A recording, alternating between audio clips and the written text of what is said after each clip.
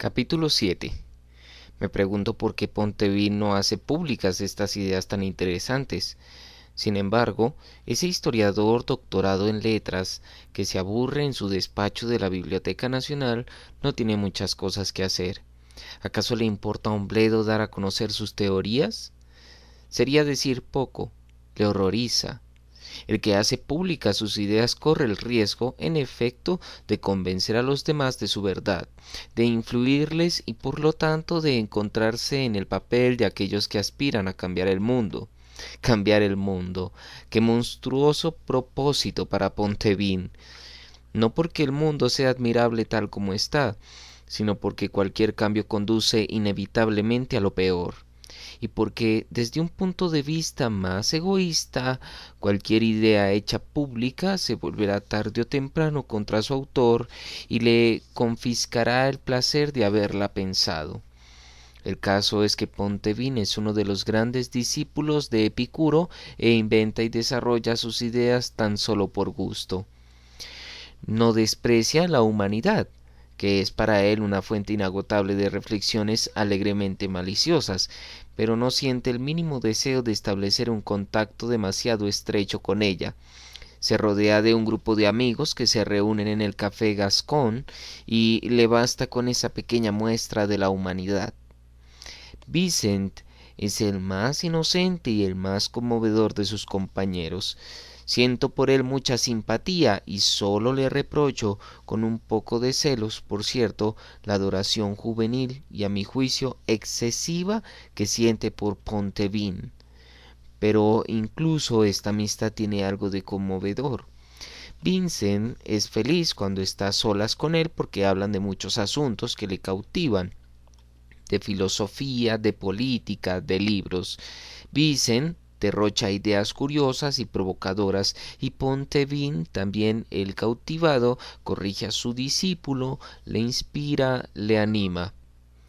Pero basta que llegue un tercero para que Vincent se ponga triste, ya que al instante Pontevin se transforma, habla más fuerte y se pone gracioso, demasiado gracioso a juicio de Vincent. Por ejemplo, están a solas en el café y Vincent le pregunta ¿qué piensas de lo que ocurre en Somalia? Pontevin pacientemente le suelta toda una conferencia sobre África. Vincent objeta cosas, discuten, tal vez hagan también alguna broma, pero sin querer lucirse, tan solo para concederse un respiro durante una conversación del todo seria.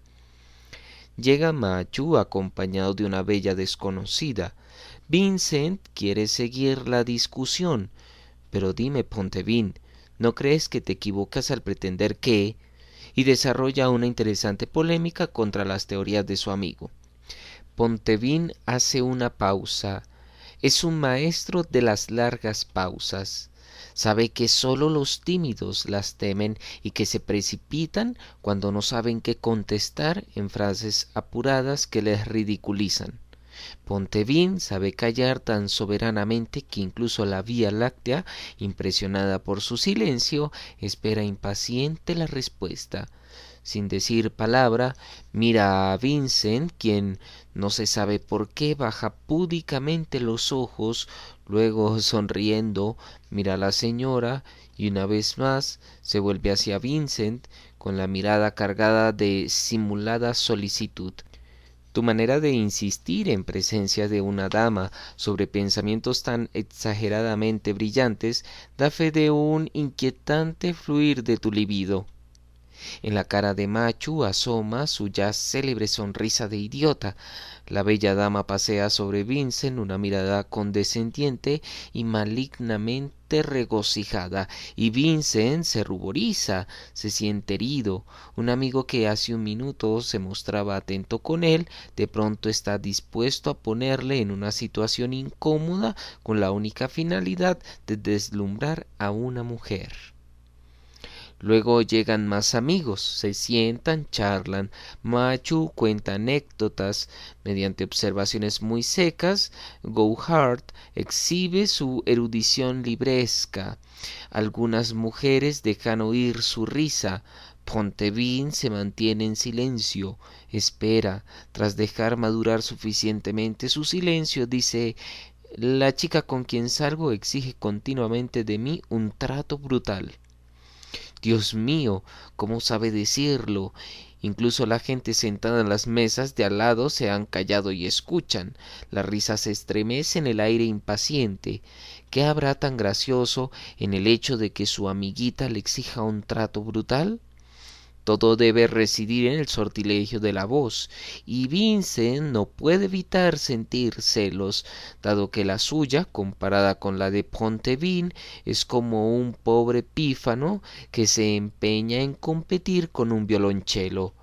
Pontevin habla suavemente, sin jamás forzar la voz, que no obstante llena la sala entera y vuelve a inaudibles los demás ruidos del mundo. Sigue. Trato brutal. Pero si soy incapaz. No soy brutal. Soy demasiado fino. La risa se estremece en el aire y para saborear ese estremecimiento Pontevin hace una pausa. Luego dice, a veces viene a casa una joven mecanógrafa. Un día, mientras le dictaba, de pronto, lleno de buena voluntad, la agarré por el pelo, la levanté de su silla y la arrastré hacia la cama. A medio camino la solté y me puse a reír. ¡Oh, qué torpe soy! No ha sido usted quien me ha pedido que sea brutal. Oh, perdóneme, señorita. Todos en el café ríen, incluso Vincent, que vuelve a amar a su maestro. Capítulo número 8. Sin embargo, al día siguiente, Vincent le dice en un tono de reproche, Pontevin, no solo eres el gran teórico de los bailarines, sino que tú mismo eres un gran bailarín. Pontevin, un poco apurado, confunde los conceptos. Vincent, cuando tú y yo estamos juntos y alguien se une a nosotros, el lugar donde nos encontramos se divide instantáneamente en dos partes. El recién llegado y yo estamos en la platea y tú bailas en el escenario. Pontevin, te digo que confunde los conceptos. La palabra bailarín se aplica exclusivamente a los exhibicionistas de la vida pública y yo aborrezco la vida pública. Vincent, ayer, delante de aquella mujer, te portaste como Berg delante de una cámara. Quisiste llamar sobre ti toda su atención, quisiste ser el mejor, el más ingenioso, y contra mí utilizaste el más vulgar judo de los exhibicionistas. Pontevin, tal vez el judo de los exhibicionistas, pero no el judo moral, y por eso te equivocas al calificarme de bailarín, porque el bailarín quiere ser más moral que los demás, mientras que yo quise parecer peor que tú. Vincent, el bailarín quiere ser más moral porque su gran público es ingenuo y considera como bellos los gestos morales, pero nuestro pequeño público es perverso y ama la amoralidad. Utilizaste pues contra mí el judo amoral, y eso no contradice en absoluto tu esencia de bailarín. Pontevin, de pronto en otro tono y con toda sinceridad. Si te he herido, Vincent, perdóname. Vincent, inmediatamente conmovido por las excusas de Pontevin. No tengo nada que perdonarte, sé que bromeabas. No por casualidad se reúnen en el café Gascón. De sus santos patronos, D'Artagnan es el más grande, el patrono de la amistad, único valor que consideran sagrado. Sigue Pontevin. En el sentido muy amplio de la palabra, y en efecto, en eso tienes razón, el bailarín está sin duda en cada uno de nosotros, y te reconozco que yo, cuando veo llegar a una mujer, soy aún 10 veces más bailarín que los demás. ¿Qué puedo hacer contra eso? Es más fuerte que yo. Vincent ríe amistosamente, cada vez más conmovido, y Pontevin sigue en un tono de penitente. Por otra parte, si soy, como acabas de reconocer tú mismo, el gran teórico de los bailarines, deberá de haber algo en común entre ellos y yo, poca cosa, pero sin lo cual no podría comprenderlos. Sí, Vincent, te lo concedo. A estas alturas, de amigo arrepentido, Pontevin pasa otra vez a ser teórico, pero realmente muy poca cosa, porque en el sentido exacto con el que empleo este concepto, nada tengo que ver con el bailarín. Me parece no sólo posible, sino probable que un verdadero bailarín como Berg o Duberques se encuentre ante una mujer sin el menor deseo de exhibirse o seducir. No se le ocurriría contar esa historia de la mecanógrafa a la que estira por los pelos hacia la cama por confundirla con otra, porque el público al que quiere seducir no es el de algunas mujeres concretas y visibles, sino la gran multitud de los invisibles. Mira, este es otro aspecto que habría que elaborar sobre la teoría del bailarín, la invisibilidad de su público. En eso reside la espantosa modernidad de este personaje. No se exhibe ante ti o ante mí, sino ante el mundo entero. ¿Y qué es el mundo entero? Un infinito sin rostro, una abstracción.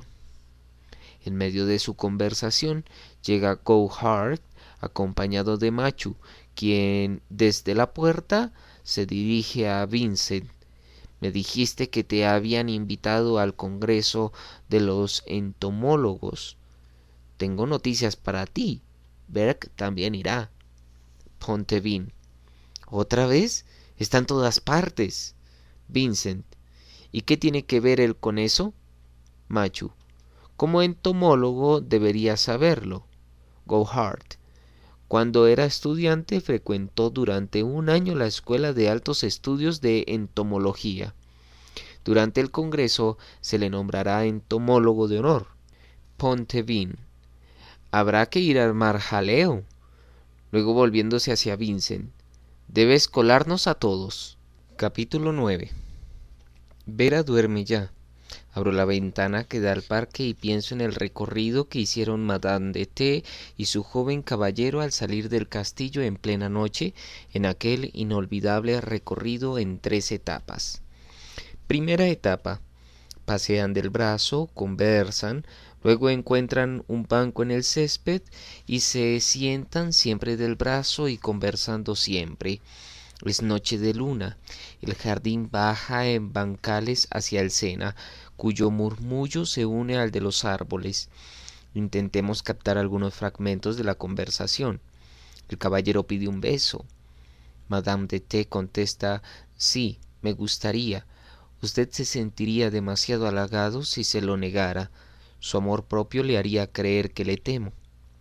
Todo lo que dice Madame de T es fruto de un arte, el arte de la conversación, que no deja gesto alguno sin comentario y trabaja su sentido. Esta vez, por ejemplo, le concede al caballero el beso que pide, pero tras imponer al sentimiento de él su propia interpretación. Si se deja besar, es tan solo para reconducir el orgullo del caballero a su justa medida. Cuando mediante un juego del intelecto ella convierte un beso en un acto de resistencia, nadie se lleva a engaño, ni siquiera el caballero, quien no obstante debe tomar sus comentarios con total seriedad, ya que forman parte de una iniciativa del espíritu ante la que debe reaccionarse con otra iniciativa del espíritu. La conversación no está para llenar el tiempo, sino que al contrario es ella la que organiza el tiempo, la que lo gobierna e impone las leyes que hay que respetar. Final de la primera etapa de su noche, al beso que había concedido al caballero para que no se sintiera demasiado halagado, le siguió otro. Los besos se atropellaban, entrecortaban la conversación, la reemplazaban, pero de pronto ella se levanta y decide emprender el camino de regreso. Todo un arte de la puesta en escena. Tras la primera confusión de los sentidos, hubo que señalar que el placer del amor no es todavía un fruto maduro. Hubo que elevar su precio, hacerlo más deseable. Hubo que crear una peripecia, una tensión, un suspense. Al volver con el caballero hacia el castillo, Madame de T simula un deslizamiento hacia la nada a sabiendas de que el último momento dispondrá de todo el poder para darle un vuelco a la situación y prolongar la cita. Para ello bastará una frase, una fórmula, como decenas de las que conoce el arte secular de la conversación. Pero por una especie de inesperada conspiración, por una imprevisible falta de inspiración, es incapaz de encontrar alguna. Está como el actor que de repente olvida su texto, porque efectivamente tiene que conocer el texto, no como ahora, cuando cualquier jovencita puede decir ¿quieres? Quiero, no perdamos el tiempo. Para ellos, esta franqueza se encuentra detrás de una barrera que no pueden franquear a pesar de todas sus convicciones libertinas. Si ni a uno ni a otro se le ocurre a tiempo idea alguna, si no encuentran pretexto alguno para seguir con el paseo, se verán obligados, por la simple lógica de su silencio, a volver al castillo y una vez allí a despedirse el uno del otro. Cuanto más les apremia a los dos la urgencia de encontrar un pretexto para detenerse y enunciarlo en voz alta, más atadas parecen sus bocas. Se ocultan ante ellos todas las frases que podrían acudirles mientras ellos les piden desesperadamente ayuda. Por eso, al acercarse a la puerta del castillo, gracias a un instinto mutuo, nuestros pasos se hacían más lentos. Por suerte, en el último momento, como si el apuntador se hubiera por fin despertado, ella vuelve a encontrar su texto. Ataca al caballero. Estoy un poco descontenta de usted. Por fin, todo está salvado. Ella se enfada. Ha encontrado el pretexto en una simulada irritación pasajera que prolongará el paseo. Ella era sincera con él. Entonces, ¿por qué no le ha dicho una sola palabra de su bien amada, de la condesa? Rápido, rápido.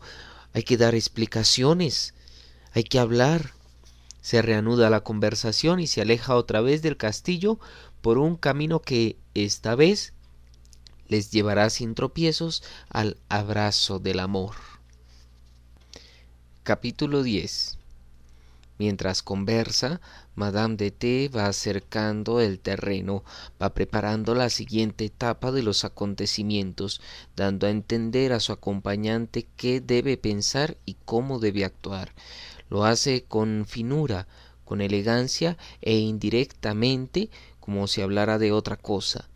Pone al descubierto la egoísta frialdad de la condesa con el fin de liberarlo, a él, del deber de fidelidad y de relajarlo para la aventura nocturna que ella prepara.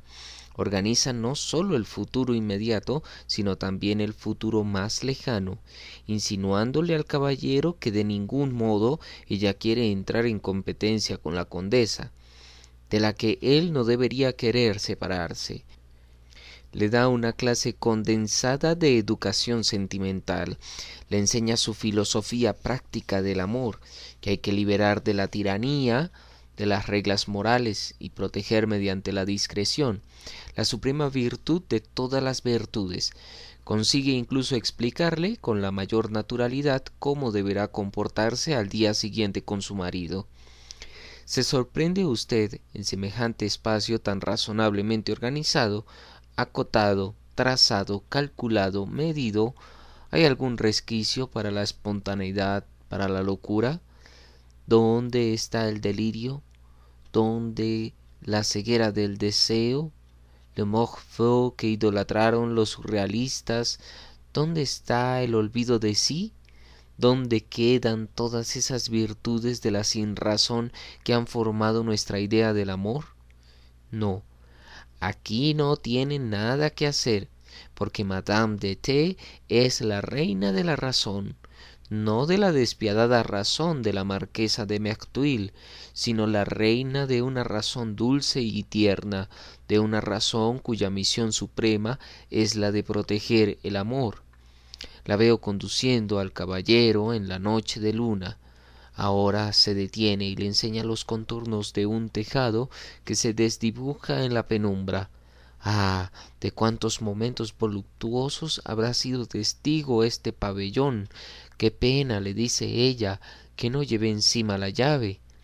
Se acercan a la puerta y, qué raro, cuán inesperado, el pabellón está abierto.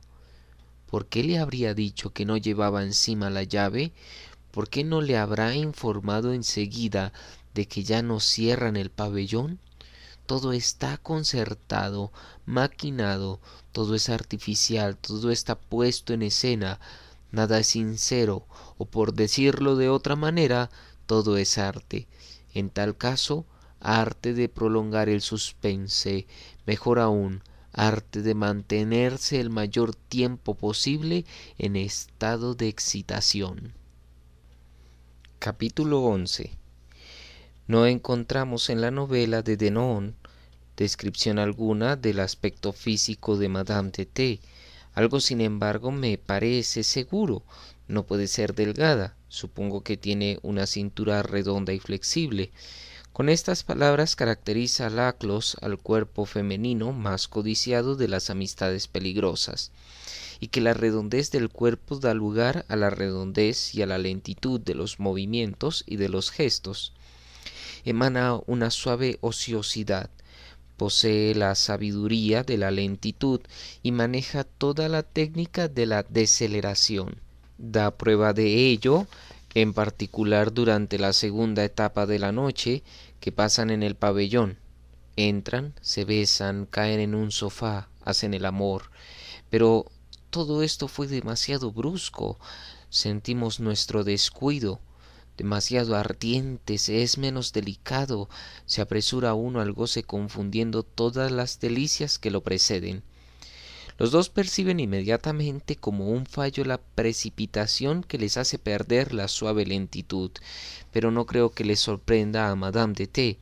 Creo más bien que sabía que ese fallo era inevitable, fatal, que se lo esperaba y que por eso tenía premeditado el intermedio del pabellón como un retardando para frenar, sofocar la previsible y prevista velocidad de los acontecimientos, con el fin de que, una vez llegada la tercera etapa, en un decorado nuevo, su aventura pudiera culminar en toda su espléndida lentitud.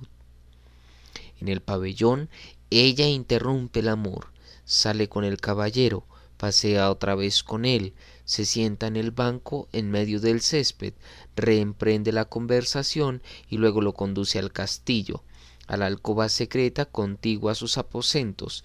El marido la había acondicionado antaño como un templo encantado del amor. En el umbral el caballero queda deslumbrado. Los espejos que recubren todas las paredes multiplican su imagen de tal manera que de pronto un infinito cortejo de parejas se besan a su alrededor. Pero no es allí donde harán el amor, como si quisiera evitar una explosión de los sentidos demasiado poderosa y prolongar lo más posible el tiempo de la excitación. Madame de T. lleva a su amante hacia la habitación de al lado, una gruta sumergida en la oscuridad, atiborrada de almohadones.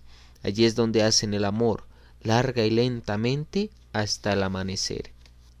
Al decelerar el curso de su noche, al repartirla en distintas partes separadas unas de otras, Madame de T. supo hacer que el corto lapso de tiempo que les estaba destinado pareciera una pequeña pero maravillosa construcción arquitectónica como una forma. Es una exigencia de la belleza, pero ante todo de la memoria, imprimir una forma a una duración, porque lo informe es inasible, inmemorizable. Concebir su cita como una forma para ellos particularmente valioso, ya que su noche debía permanecer sin mañana y sólo podría repetirse en el recuerdo. Hay un vínculo secreto entre la lentitud y la memoria, entre la velocidad y el olvido. Evoquemos una situación de lo más trivial. Un hombre camina por la calle. De pronto quiere recordar algo, pero el recuerdo se le escapa. En ese momento, mecánicamente, afloja el paso.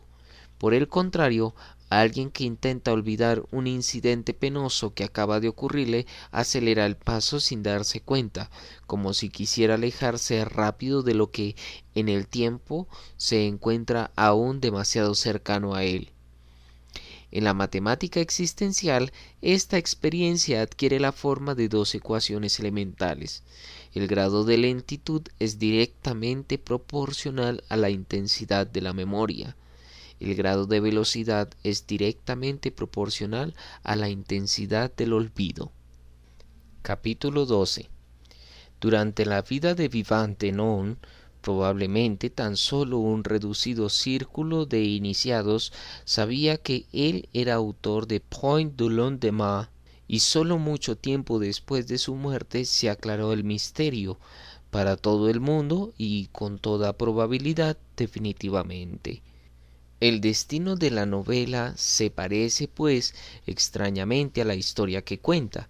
Estaba recubierto por la penumbra del secreto, de la discreción, de la mistificación, del anonimato.